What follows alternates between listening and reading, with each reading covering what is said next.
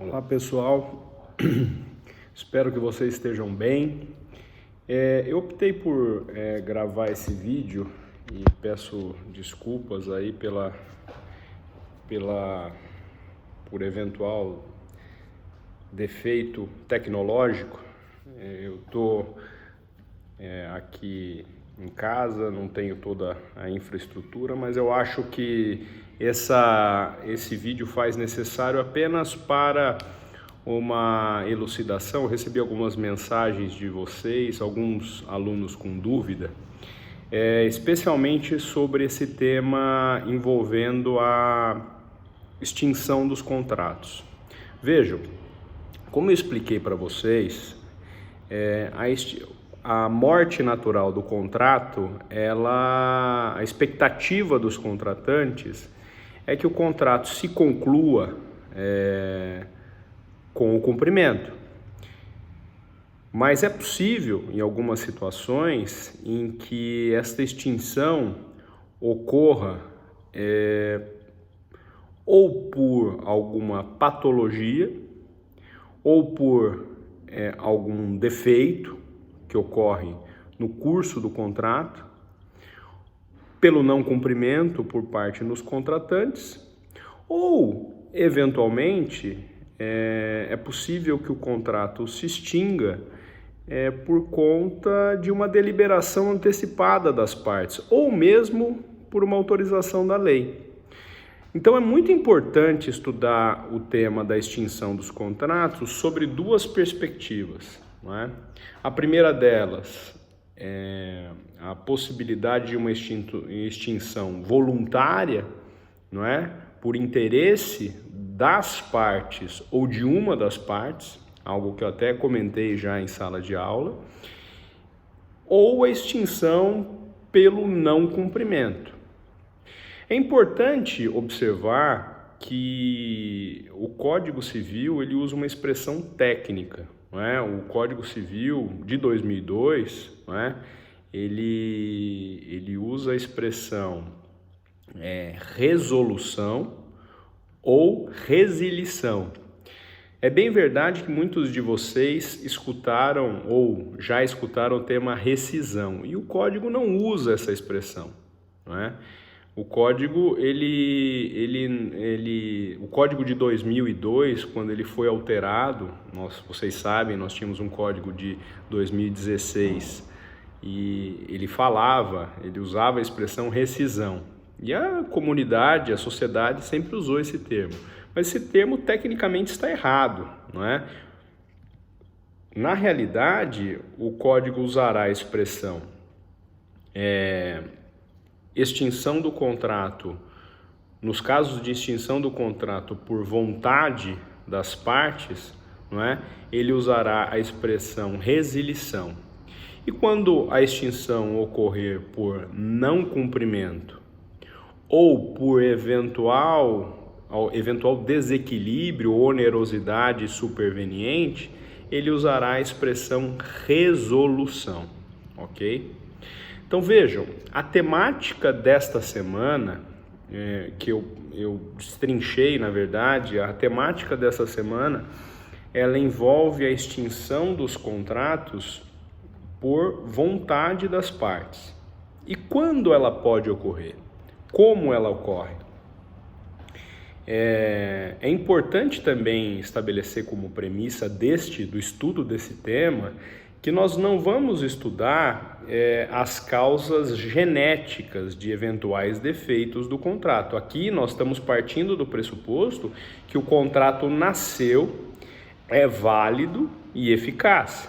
Porque vejam, se nós estivermos falando de um problema de capacidade ou um defeito de forma, o contrato nasceu? Resposta: não. Na verdade, não há que se falar em extinção do contrato, mas sim de nulidade desse contrato, ok? Então, nós estamos levando em consideração a extinção que ocorre. Nós vamos avaliar nessa semana, como o contrato se extingue, não é?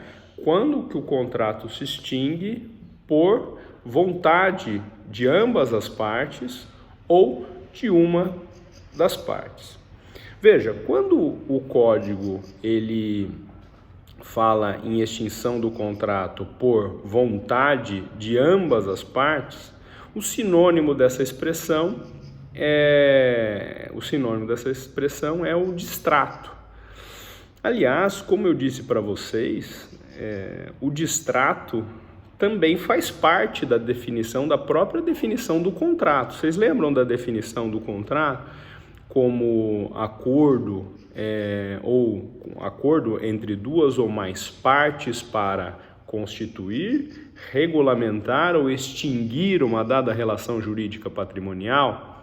Pois bem, quando nós estamos falando em extinção do contrato por deliberação de ambas as partes, colocando fim a uma relação jurídica patrimonial, nós estamos tratando do distrato, ok? E o distrato, ele segue as mesmas regras do contrato. Como eu disse para vocês, nas definições, quando nós estudamos a classificação dos contratos em sala de aula, existe uma simetria das formas. Em havendo forma específica definida em lei para a contratação, pressupõe que o distrato também siga as mesmas formas exigidas para a constituição do contrato.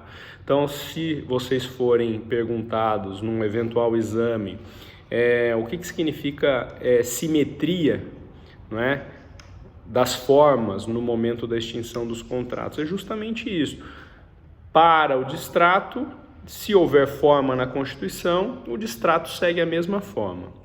É bem verdade que os tribunais, não é, justamente considerando algumas situações de vulnerabilidade do contratante, ele, vamos dizer assim, ele flexibiliza em algumas situações para a exigência do distrato. Eu trouxe para vocês um julgado nos slides que a entrega das chaves e aceitação pelo locador também, por mais que o contrato seja escrito ou haja uma escritura pública no contrato de locação, a entrega das chaves ela é considerada autorizadora do distrato por aceitação do locador, para colocar fim ao contrato. Não é? Então, os tribunais, eles, em algumas situações de vulnerabilidade, por exceção, têm aceito alguma flexibilização nessa questão do distrato, ok? E vejam, o distrato, quando há o acordo bilateral para extinção da relação jurídica patrimonial, ele vale dali para frente, não é? Por isso que se diz que o efeito é ex nunc, não é? Por quê? Porque eu tenho que preservar os efeitos do contrato. Eu tenho que preservar aquilo que foi construído dentro do programa contratual, não é? Agora, existe uma outra forma de resilição, que é a resilição unilateral. É quando uma parte só põe fim à relação jurídica autorizada ou pela lei ou pelo próprio contrato, não é? Vejam, é muito comum, e vocês já devem ter visto em estágio ou em algum contrato que vocês tiveram contato, a previsão de que este contrato poderá ser denunciado, é uma expressão muito comum. Esse contrato poderá ser extinto por uma vontade ou por uma notificação por uma das partes, ok? Então, isto na realidade, tecnicamente falando, é uma autorização de resilição, ok? E como eu disse para vocês, a resilição ela pode ser autorizada pela lei ou pelo contrato. A expressão resilição unilateral, ela tem sinônimos ao longo da legislação e do Código. É muito comum a expressão revogação. Quando eu outorgo uma procuração a um advogado, eu celebro um contrato de mandato, né? Alguém representa outrem em juízo, no caso o advogado. Eu posso, pela lei, né, revogar esses poderes e dar por extinto o contrato de mandato. Então, a expressão revogação é muito comum como sinônimo de resilição unilateral. Outra expressão sinônima utilizada pela legislação é a expressão denúncia, não é? Eu quero colocar fim ao meu contrato de locação e a lei, em algumas situações, um contrato por prazo menor que 24 meses, como a legislação, a lei de locações autoriza, ela usa a expressão denúncia cheia ou denúncia vazia, não é? Que a lei ora vai exigir justificativas ou não justificativas que eu vou comentar ao longo da exposição dos slides, não é? Existe a expressão, por exemplo, despedida, dispensa, no caso de contrato do trabalho. O empregador quer colocar fim ao contrato de trabalho. Ele usa a expressão dispensa, não é? Despedida, dispensa. Na realidade, essa resilição, muitos autores usam que a resilição ela tempera ou flexibiliza o contrato, o princípio máximo do regime contratual, que é a força obrigatória. As partes não são obrigadas a ficar contratadas para o resto da vida, então pode a lei, em algumas situações, ou o próprio contrato, flexibilizar o princípio da força obrigatória. E vejam,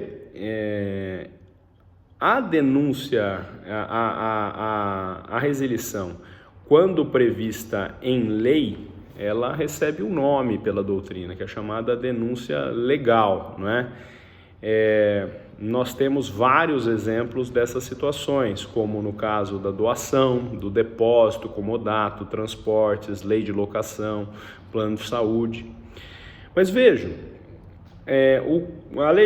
a doutrina também diz que, na verdade, esse direito à resilição unilateral, à denúncia legal, ela sempre estará implícita, sempre existirá nos contratos de execução diferida ou por prazo indeterminado. Justamente com base naquilo que eu disse para vocês, a liberdade de contratar também pressupõe a ideia de liberdade de não permanecer em regime contratual para o resto da vida. Vocês já estudaram isso no direito das obrigações. As obrigações, elas nascem, crescem e se extinguem, não é? Ninguém é obrigado a ficar em regime obrigacional para o resto da vida. Porque se isto existir, na verdade, nós não estamos falando de obrigação, estamos falando de deveres, não é? Dever. O dever é perene, a obrigação não. E como o regime contratual também não é, ok? Então, toda vez que vocês lerem essa expressão denúncia legal implícita, nós estamos falando dos contratos por prazo indeterminado. Então, se vocês me perguntarem, professor, não tem prazo esse contrato, eu posso extinguir?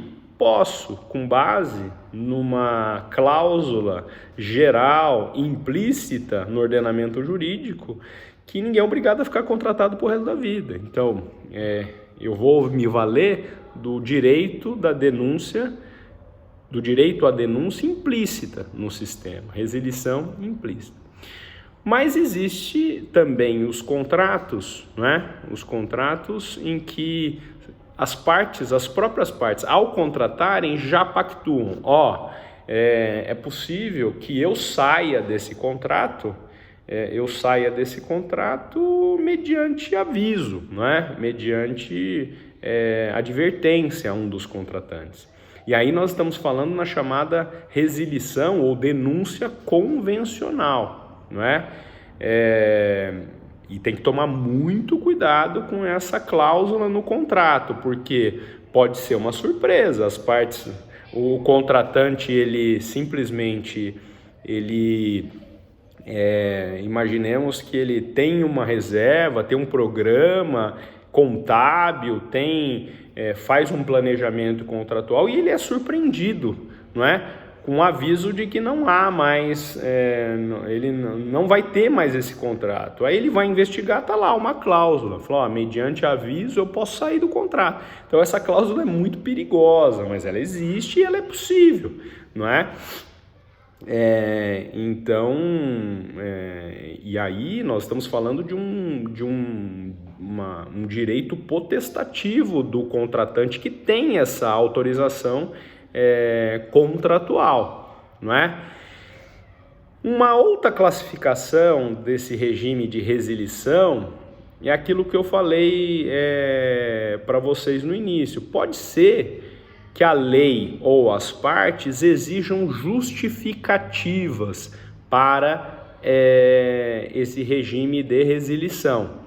Toda vez que a lei ou o contrato exigir justificativa, nós vamos falar de denúncia cheia, não é?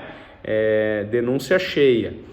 E toda vez que não houver necessidade justificativa, nós estamos falando de denúncia vazia. Essa expressão é muito comum no regime de locação, não é? Em algumas situações, a lei de locação vai exigir motivação do locador para a denúncia. Outras não, é? Contrato por prazo indeterminado, maior que determinado prazo. A lei fala assim, não, basta simples notificação que você pode extinguir. Então, a necessidade de motivação ou não vai ser um critério relevante para se admitir como válido e eficaz esse regime de resilição. Tem também a questão da necessidade ou não de avisar, né? Em regra, a lei, até com base na teoria da boa-fé, no princípio da boa-fé e da confiança, exige-se o pré-aviso. Mas isso nem sempre é necessário. Basta simplesmente avisar que a partir de tanto eu não tenho contrato mais em vigor. Ou, eventualmente, pode as partes pactuarem que a partir de um determinado momento, é uma eficácia diferida no caso, né? A partir de uma determinada data, não haverá mais contrato. Então é possível que esta exigência de aviso seja modulado pelas partes. Em relação à forma, não é, desta denúncia, a lei ela não fala nada. O importante é que aqui, para fins de resolução, de resilição unilateral, seja respeitado o princípio da confiança, da boa-fé. Então, todo e qualquer meio que autorize ou todo e qualquer meio que gere o conhecimento a outra parte deste interesse em colocar por extinto o contrato, em tese é válido, a não ser que as partes pactuem eventualmente alguma forma específica. Então, se vocês me perguntarem, o aviso por e-mail é válido para fins de resilição? Resposta: sim, a não ser que as partes pactuem mediante um prévio aviso, falar, não, só mediante notificação endereçada a determinado representante do contrato.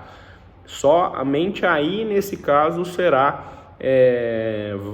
válido e eficaz a resilição proposta por uma das partes, ok? Um outro tema, e aí eu encerro por aqui, que também é relevante no tema da extinção voluntária, é o chamado abuso do direito de resilir, especialmente quando nós estamos falando de resilição voluntária pactuada em contrato, ok? E foi objeto de uma pergunta que eu fiz para vocês apenas para a conferência, gente. Eu quero que vocês tenham em mente que a ideia nossa aqui, nesse regime excepcional, é justamente fornecer para vocês subsídios para terem contato com a matéria, sem prejuízo de um aprofundamento pessoal que nós vamos fazer, se Deus quiser, ao longo do tempo.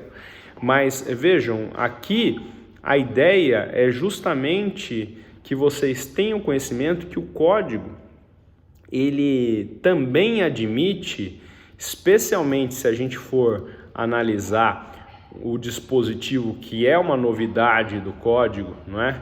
Que está aqui,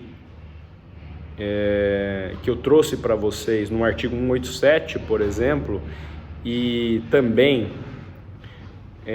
citado na questão do tema da resilição, é que pode ser que o juiz ele paralise o direito à resilição se as partes quebraram a confiança uma das outras, não é?